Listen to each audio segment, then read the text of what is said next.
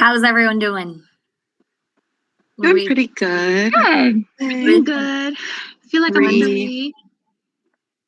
I'm filtering, going between a 2 and a 3 today. Three. I had a rough day, but my afternoon was better, so that's good. That's Does good. anyone want to share why? All right. Awesome.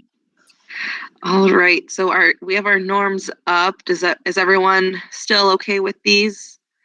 With our norms, and they look good. Yep. Yeah. Awesome. Just a heads up, guys. I do need to make sure I leave at 3 today. So, just if we need to finish conversation, we can finish tomorrow. Sounds good. All right, should we go over our jobs for next week so like we all know what we need to get done and then pick a date of like when it should be all done? Like I know for mine, I'm doing math, so we're finishing up with rounding. I need to finish the Mastery Connect rounding test, and when I get that done, I'll let you guys know so you can add it to your guys' tracker. And then the following week, we're going to start fractions. So that is what my plan is for the next couple of weeks. Awesome. For science, next week we are talking about force, and then there's going to be a force and magnet assessment on Thursday. It's not yet finished, but when it does, I'll make sure I tell you, Adriana, because I know you're going to need to translate it as well. Mm-hmm. So that'll be for Thursday. That's good. So our work for next week, should we pick a day when it needs to be done by? And then we can go over it together and see if we need to change anything. Okay. Sure. Should we say by Friday so then we can go through it, and if we have to make changes before Monday, we have time to do that, and then Adriana has time to translate? That sounds good. Or if you have something by tomorrow afternoon, we can talk about it then too. Okay. Sounds good. Okay. I'm just going to put it next to Janelle's, but it's for all of us, okay?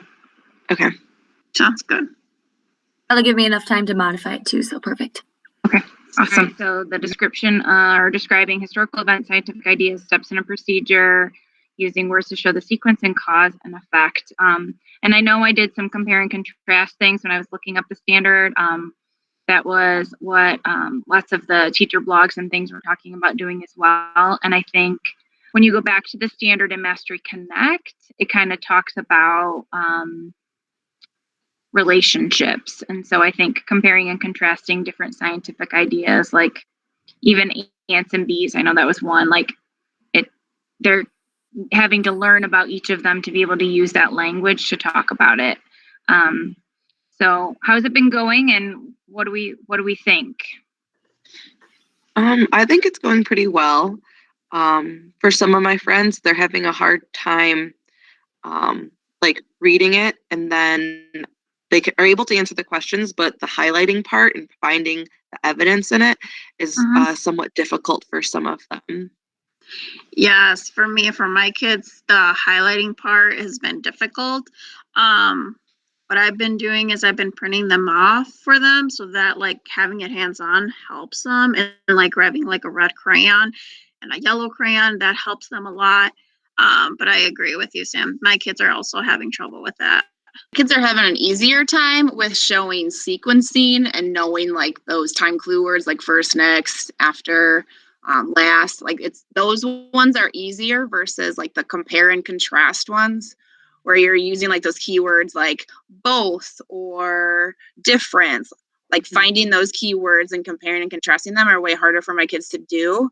So I think I need to like create a list on the board or something. I know we go over it like when we teach it, but maybe just having like that visual on the board of those words will help the students realize what those words actually mean to help them answer those questions.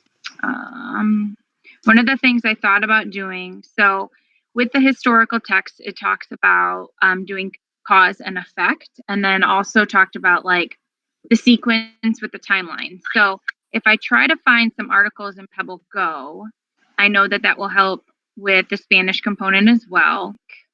I like that. Would you do like the drag and drop for like almost like find the like fill in the timeline? Could you do that? That'd be because so then they're looking at the numbers as well, and then they can look at the reading. Yeah, that's a good idea too. I like that because I know some of like my kids, they have trouble finding like, okay, what number goes first and the other number. So that would also help them with that too. I'm okay with either way. I've just been trying to, whatever skill that we're working on, roll it into like small group. So really focusing on, like the past week I've done compare and contrast like a lot.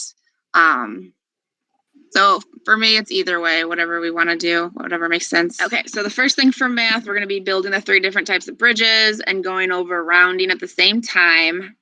And then the second activity that they're going to do is slides 2 and 3. And we already had this stuff, and I just kind of like broke it apart. And then I also created words that they could just drag over instead of typing in there instead.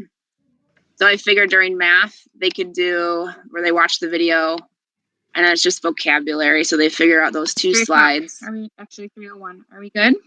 I think Good. so. All right. Thanks. Great job, team. Good job. In the morning. Good All right. job. Hi, guys.